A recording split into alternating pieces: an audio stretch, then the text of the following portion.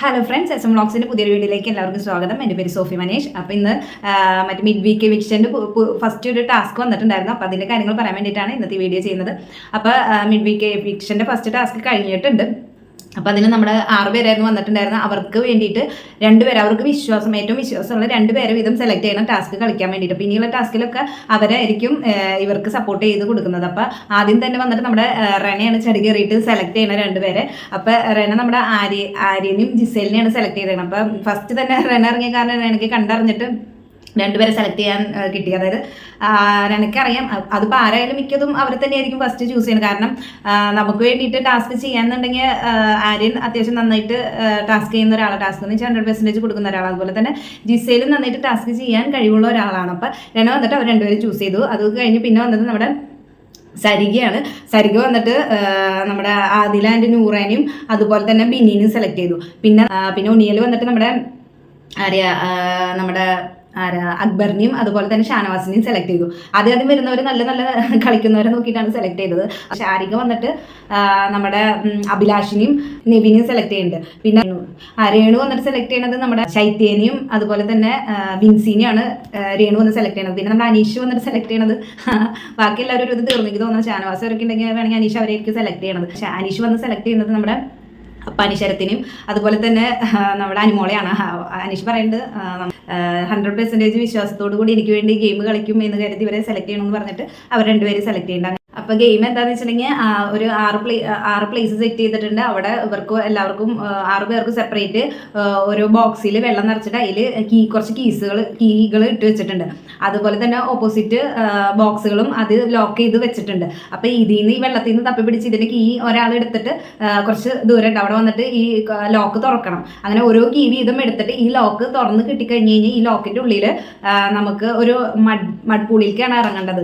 അവിടെ കുറച്ച് കോയിൻസും കാര്യങ്ങളും ഉണ്ട്, അതാണ് കളക്ട് ചെയ്യേണ്ടത്. അപ്പം ഈ ബോക്സിൻ്റെ ഉള്ളിൽ ഇവർക്ക് വേണ്ട ഗ്ലൗസും കണ്ണാടിയും അതുപോലെ തന്നെ നീ ക്യാപ്പും ഒക്കെ ഉണ്ട്. അപ്പം അതൊക്കെ ഇട്ട് അണിഞ്ഞതിന് ശേഷം വേണം 2 പേരുണ്ടാവുമല്ലോ. അപ്പം അതായത് നമ്മുടെ നോമിനേഷനിലുള്ളവർ ഇവർക്ക് സപ്പോർട്ട് ചെയ്യാൻ വേണ്ടിയിട്ട് പുറത്തായിരിക്കും ഉള്ളത്. അപ്പോൾ ഇവർ സെലക്ട് ചെയ്ത 2 പേര് വേണം ഇവർക്ക് വേണ്ടി ഗെയിം കളിക്കാനായിട്ട്. അതിൽ ഒരാൾ പോയിട്ടാണ് ഈ കീ എടുത്തിട്ട് ലോക്ക് തുറക്കുന്നത്.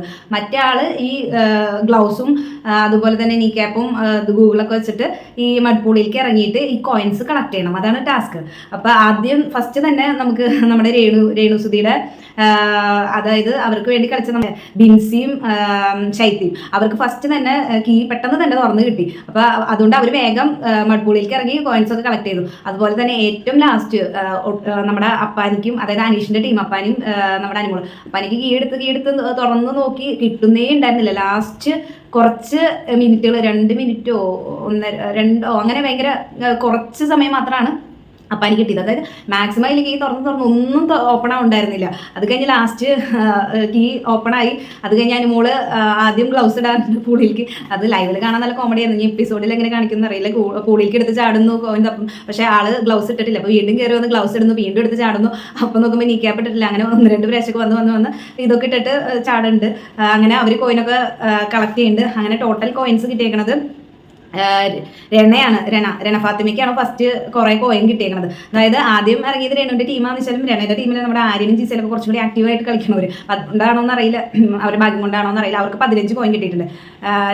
സരികയ്ക്ക് കിട്ടിയിരിക്കുന്നത് 14 കോയിൻ. അതുപോലെ തന്നെ രേണുവിനാണ് പിന്നെ 3-ാം സ്ഥാനം, 13 കോയിനാണ് രേണുവിന് കിട്ടിയേക്കുന്നത്. പിന്നെ 4-ാം സ്ഥാനം ഊണിയലിന് 12 കോയിനാണ് കിട്ടിയേക്കുന്നത്. പിന്നെ 5-ാം സ്ഥാനം ശാരികയ്ക്ക് 9 കോയിനാണ് കിട്ടിയേക്കുന്നത്. അനീഷാണ് ഏറ്റവും ലാസ്റ്റ്. അനീഷിന് കിട്ടിയേക്കുന്നത് 3 കോയിനാണ്.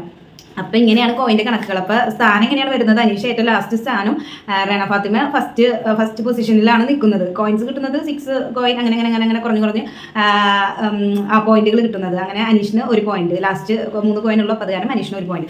അങ്ങനെയാണ് ഇപ്പോൾ ടാസ്കിൽ ഏറ്റവും താഴെ നിൽക്കുന്നത് നമ്മുടെ അനീഷും അതുപോലെ തന്നെ പോയിന്റിൽ. അതുപോലെ തന്നെ ഏറ്റവും കൂടുതൽ പോയിന്റ് കിട്ടി നിൽക്കുന്നത് റെന ഫാത്തിമയാണ്. അപ്പോൾ ഇത് ഗെയിമിൽ കുറേ ഇങ്ങനെ ഇതൊക്കെ കണ്ടു കമൻറ്റും കാര്യങ്ങളും അനീഷിന് വേണ്ടിയിട്ട് അനീഷിന്റെ ഗെയിമായ കാരണം മനഃപൂർവ്വം അപ്പാനിയും അതുപോലെ തന്നെ അനുമോളും ലാഗാക്കിയതാണ്, അല്ലാണ്ട് മനഃപൂർവ്വം കീ ഓപ്പൺ ചെയ്യാത്തതാണ്, കോയിൻ എടുക്കാത്തതാണെന്നൊക്കെ പറഞ്ഞു. പക്ഷേ നമുക്ക് ആ ലൈവ് കാണുമ്പോൾ അങ്ങനെ ഫീൽ ചെയ്യില്ല. കാരണം അവർ മാക്സിമം അവരുടെ എഫേർട്ട് എടുത്ത് അപ്പാനിയാലും നന്നായിട്ട് ഇത് മറ്റേ കീകളൊക്കെ എടുത്തെടുത്ത് നോക്കുന്നുണ്ട്. അത് ലക്കായിരിക്കും. അതുപോലെ രേണുവിന് പെട്ടെന്ന് അവർ ഫസ്റ്റ് എടുത്ത കീ തന്നെ ഓപ്പൺ ആവണമെങ്കിൽ അത് അവരുടെ ലക്ക്. അതുപോലെ ഇവർക്ക് ആ കീകളൊക്കെ എടുത്ത് ഓപ്പൺ ആവാനായിട്ട് ഇച്ചിരി ടൈം എടുത്തു. അത് അവരുടെ ഭാഗ്യ ദോഷം തന്നെ പറയാം.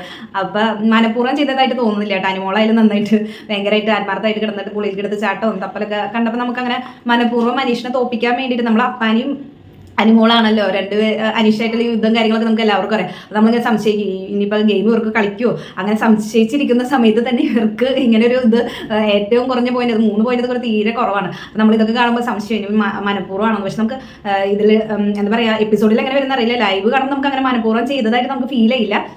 അപ്പം എന്തായാലും ഇനിയുള്ള ഗെയിമുകൾ കുറച്ചും കൂടി കൂടുതൽ കളിച്ച് പോയിന്റുകൾ നേടിയാൽ മാത്രമാണ് നമ്മുടെ അനീഷിന് കയറി വരാൻ പറ്റുള്ളൂ.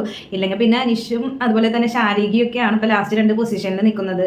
അപ്പോൾ ബാക്കിയുള്ള ഗെയിമും കാര്യങ്ങളും കണ്ടുവരാം. അടുത്തൊരു അപ്ഡേറ്റും കാര്യങ്ങളായിട്ട് വരാം. അപ്പോൾ എൻ്റെ വീഡിയോ ഇഷ്ടമായി ഒന്ന് ലൈക്ക് ചെയ്യുക. ചാനൽ നിങ്ങൾ ആദ്യമായിട്ട് കാണുന്നുണ്ടെങ്കിൽ ബിബി റിലേറ്റഡ് അപ്ഡേറ്റും കാര്യങ്ങളും അറിയാനായിട്ട് എൻ്റെ ചാനലൊന്ന് സബ്സ്ക്രൈബ് ചെയ്യുക. നിങ്ങളുടെ എന്തെങ്കിലും കമൻറ്റുകളും കാര്യങ്ങളും ഉണ്ടെങ്കിൽ ഇതിൽ ഇടുക. നിങ്ങളുടെ ഫേവറേറ്റ് കണ്ടസ്റ്റൻ്റ് ആരാണെന്നുണ്ടെങ്കിൽ ഒന്ന് കമൻറ്റായിട്ട് രേഖപ്പെടുത്തുക. അപ്പോൾ ടാറ്റ ബൈ ബൈ.